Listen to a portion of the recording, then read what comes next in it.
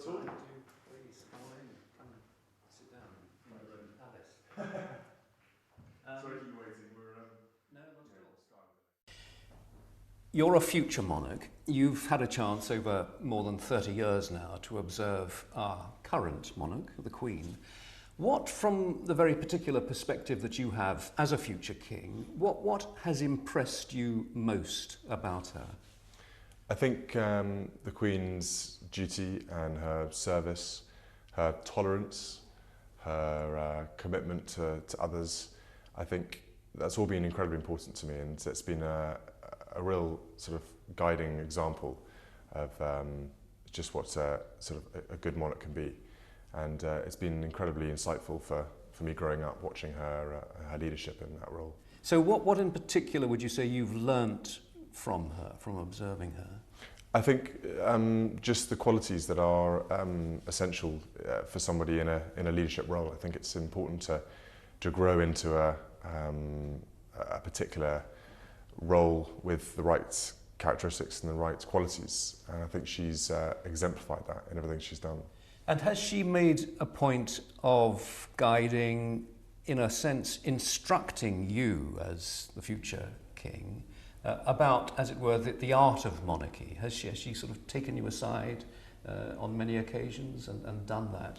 She hasn't, no. She's more of a soft influencing, modest kind of instruction. So it's or guidance rather than instruction. I don't think she believes too heavily in instruction. She believes in finding your own path, but with very good examples and guidance around you to support you.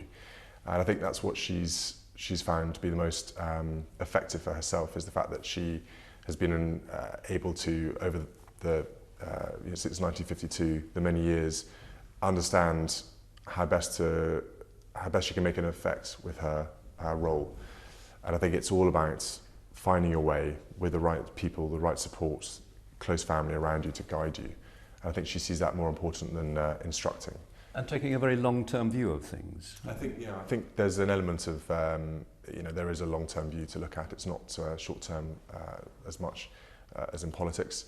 It is more seeing a vision and having a role.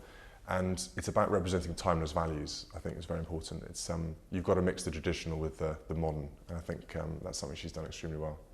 You've referred already to her sense of duty, to the conspicuous devotion to duty that she's displayed over these decades.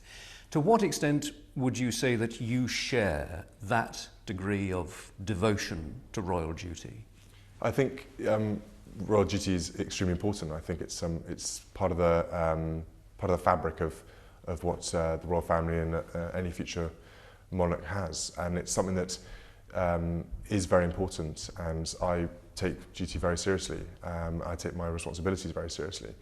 But it's about finding your own way at the right time. And if you're not careful, duty can sort of weigh you down an awful lot at a very early age. And I think you've got to develop into the duty role.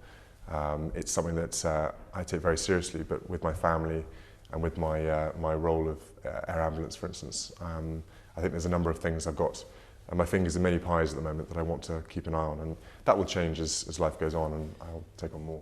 You know why I'm asking you this.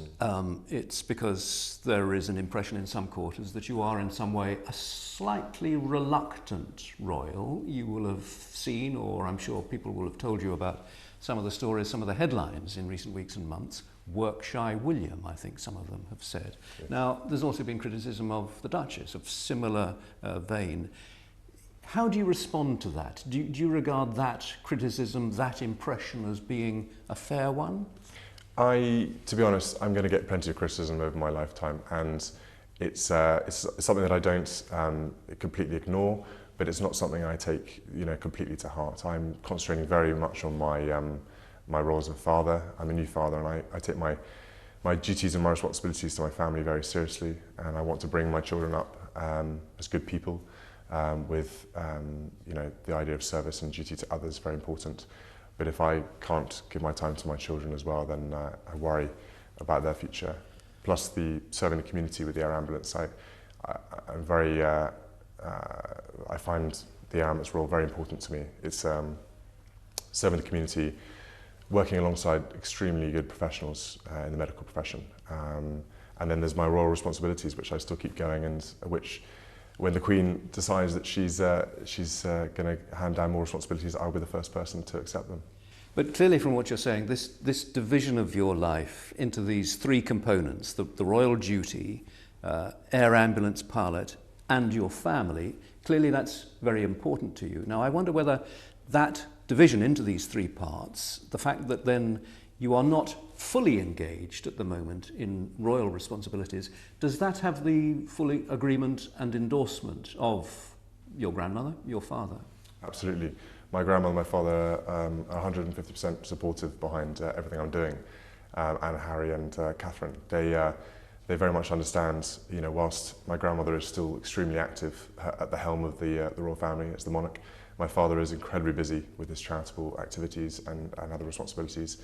There's the time now and the space to explore other means of doing a worthwhile job, and for me the air ambulance is an incredible important part. It's not going to last forever, but I think it's important. So I think you're saying that they, having experienced royal duty from such a young age, the Queen from 25, your father from even younger, of course, that they recognise the importance for you to be partially exempted from that degree of royal duty at a very young age. No, I don't think it's that. I think it's more that they understand there's the flexibility right now, whilst I'm still relatively young and they're still very, very active.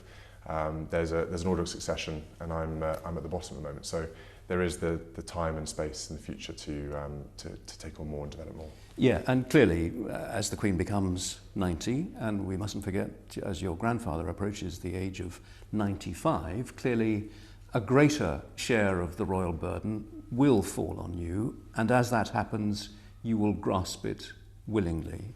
Absolutely willingly, and as that time comes, I'll be the first person to put my hand up and take it on.